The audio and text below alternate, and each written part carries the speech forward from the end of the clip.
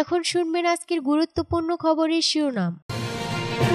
গাজা উপত্যকা দখল করবে যুক্তরাষ্ট্র, জানিয়েছেন ট্রাম্প। ইসরায়েলি ড্রোন হামলা ঠেকাবে ইরানের মজিদ। রাশিয়ায় হামাসের জ্যেষ্ঠ নেতা ট্রাম্পের সঙ্গে আলোচনায় প্রস্তুত। ফিলিস্তিনদের বাস্তুচ্যুতির চেষ্টা মেনে নিবে না সৌদি আরব। সুইডেনে বয়স্কদের স্কুলে গুলি, নিহত 11। মোদিকে আগামী সপ্তাহে হোয়াইট হাউসে আমন্ত্রণ জানালেন ট্রাম্প। গাজা উপত্যকা দখল করবে যুক্তরাষ্ট্র, জানিয়েছেন ট্রাম্প। ফিলিস্তিনের অবরুদ্ধ গাজা ভূখণ্ড দখল করার ঘোষণা দিয়েছেন মার্কিন প্রেসিডেন্ট ডোনাল্ড ট্রাম্প। তিনি বলেছেন, যুক্তরাষ্ট্র গাজা উপত্যকা দখল করবে এবং সেখানকার মালিক হবে। ইসরায়েলি প্রধানমন্ত্রী বেঞ্জামিন নেতানিয়াহুর সঙ্গে এক প্রেস কনফারেন্সে তিনি এই ঘোষণা দেন। প্রয়োজনে গাজা উপত্যকা মার্কিন সেনা পাঠানোরও ঘোষণা দিয়েছেন যুক্তরাষ্ট্রের রিপাবলিকান এই প্রেসিডেন্ট। বুধবার 5 ফেব্রুয়ারি পৃথক প্রতিবেদনে এই তথ্য জানিয়েছে বার্তা সংস্থা রয়টার্স এবং আনাদোলো। রয়টার্স বলেছে, যুক্তরাষ্ট্র গাজা উপত্যকা দখল করবে এবং সেখানকার মালিকানা নিবে বলে প্রেসিডেন্ট ডোনাল্ড ট্রাম্প মঙ্গলবার জানিয়েছেন। তিনি বলেছেন, একই লোক গাজার পুনর্নির্মাণ এবং জমি দখলের দায়িত্বে থাকা উচিত নয়। পৃথক প্রতিবেদনে বার্তা সংস্থা আনাদোলো বলেছে, গাজার বাহিরে ফিলিস্তিনদের স্থায়ী পুনর্বাসনের ইঙ্গিত দেওয়ার পরপরই প্রেসিডেন্ট ডোনাল্ড ট্রাম্প মঙ্গলবার বলেছেন, যুক্তরাষ্ট্র গাজা উপত্যকা দখল করবে। ইসরায়েলের প্রধানমন্ত্রী বেঞ্জামিন নেতানিয়াহুর সাথে এক সংবাদ সম্মেলনে তিনি বলেন, যুক্তরাষ্ট্র গাজা উপত্যকা দখল করবে এবং আমরা এটি নিয়ে কাজ করব। ট্রাম্প বলেন, আমরা এটির গাজার মালিক হব এবং সেখানকার সমস্ত বিপজ্জনক অবিস্ফোরিত বোমা এবং অন্যান্য অস্ত্র নির্মূল করব। ভূখণ্ডটি সমতল করব এবং ধ্বংস করব। বিল্ডিংগুলো থেকে আমরা মুক্তি পাব, এগুলোকে সমতল করব এবং সেখানে এমন অর্থনৈতিক উন্নয়ন করব যা ওই এলাকার মানুষের জন্য প্রচুর চাকরি এবং আবাসন সৃষ্টি করবে। ইসরায়েলি ড্রোন হামলা ঠেকাবে ইরানের মজিদ।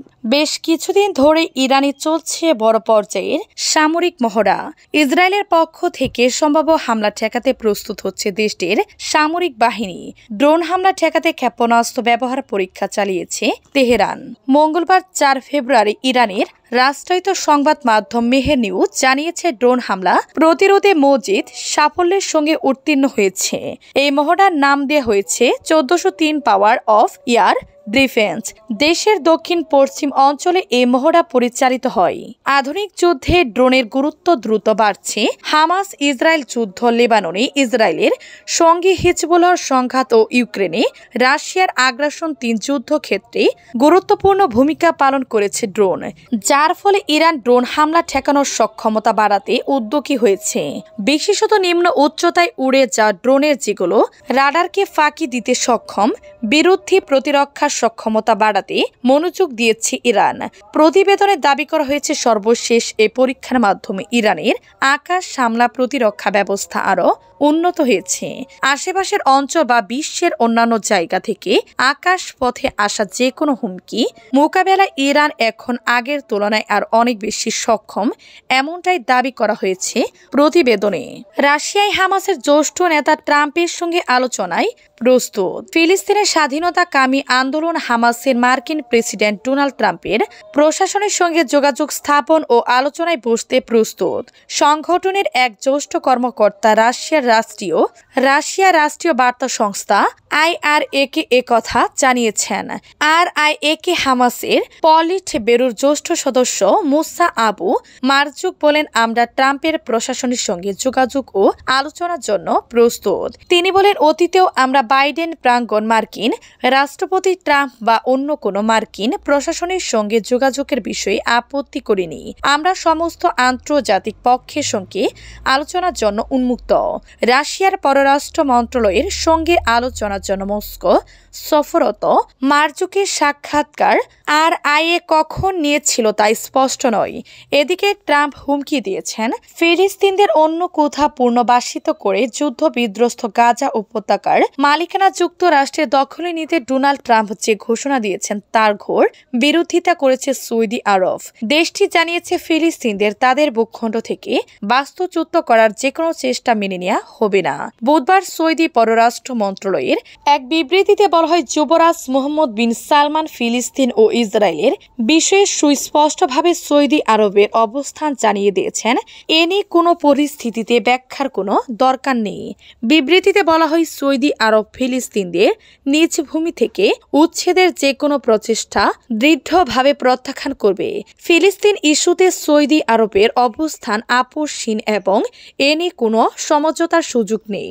মঙ্গলবার যুক্তরাষ্ট্র সফররত ইসরায়েলি প্রধানমন্ত্রী বেনিয়ামিন নেতানিয়াহুকে সঙ্গে নিয়ে করা এক যৌথ সংবাদ সম্মেলনে ট্রাম্প বলেছেন, ফিলিস্তিনরা অন্য জায়গায় পুনর্বাসিত হওয়ার পর যুক্তরাষ্ট্র যুদ্ধ বিধ্বস্ত গাজা উপত্যকার মালিকানা দখলে নিবে এবং সেখানকার অর্থনৈতিক উন্নয়ন করবে।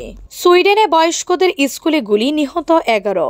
সুইডেনের মধ্য অঞ্চলে বয়স্কদের একটি স্কুলে বন্দুকধারীর গুলিতে 11 জন নিহত হয়েছেন। নিহতদের মধ্যে হামলাকারীও রয়েছে। স্থানীয় সময় মঙ্গলবার 4 ফেব্রুয়ারি দুপুরে রাজধানী ওরেব্রো শহরে কিস বার্গাস্কা স্কুলে এ ঘটনা ঘটে। ওরেব্রোর পুলিশ প্রধান রবির্তো ইট ফরেস্ট মঙ্গলবার স্থানীয় সময় সন্ধ্যায় এক সংবাদ সম্মেলনে বলেন, হামলাকারী বন্দুকধারী ছিলেন একা এবং প্রাথমিক তদন্তে তার সঙ্গে সন্ত্রাসবাদের কোনো সম্পর্ক আমরা পাইনি। আমাদের তদন্ত এগিয়ে চলেছে এবং হামলাকারী সম্পর্কে আরও তথ্য সংগ্রহের চেষ্টা করেছি আমরা। তিনি বলেন, এটা অনেক বড় একটি সহিংস ঘটনা। কি কারণে হামলাকারী এত বড় একটি সহিংসতা চালালো তা এখন অস্পষ্ট।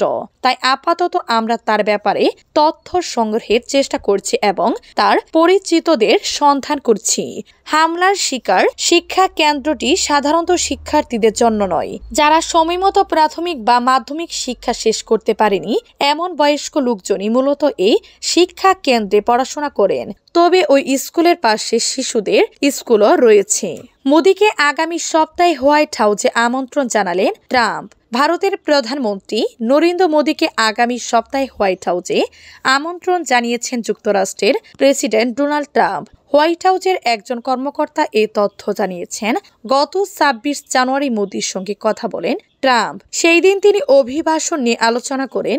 একই সঙ্গে ভারতের দিক দিয়ে যুক্তরাষ্ট্রে তৈরি আরও নিরাপত্তা সরঞ্জাম কেন এবং অপরাধ দ্বিপক্ষীয় বাণিজ্যিক সম্পর্কের গুরুত্বের উপর জোর দেন। চীনকে মোকাবেলায় যুক্তরাষ্ট্রের কৌশলগত অংশীদার ভারত। যুক্তরাষ্ট্রের সঙ্গে বাণিজ্যিক সম্পর্ক জোরদার করতে আগ্রহী নয়াদিল্লি। নিজেদের নাগরিকদের জন্য যুক্তরাষ্ট্রের দক্ষ শ্রমিক ভিসা প্রাপ্তিও সহজতর করতে তৎপর ভারত সরকার। এছাড়া যুক্তরাষ্ট্রে আমদানি করা পণ্যের উপর উচ্চ শুল্ক আরোপের যে হুমকি ট্রাম্প অতীতে দিয়েছিলেন তাও এড়াতে চায় ভারত। নতুন মেয়াদে ক্ষমতায় বসার পর এরই মধ্যে চীন, মেক্সিকো ও কানাডার উপর অতিরিক্ত শুল্ক আরোপের ঘোষণা দিয়েছেন ট্রাম্প।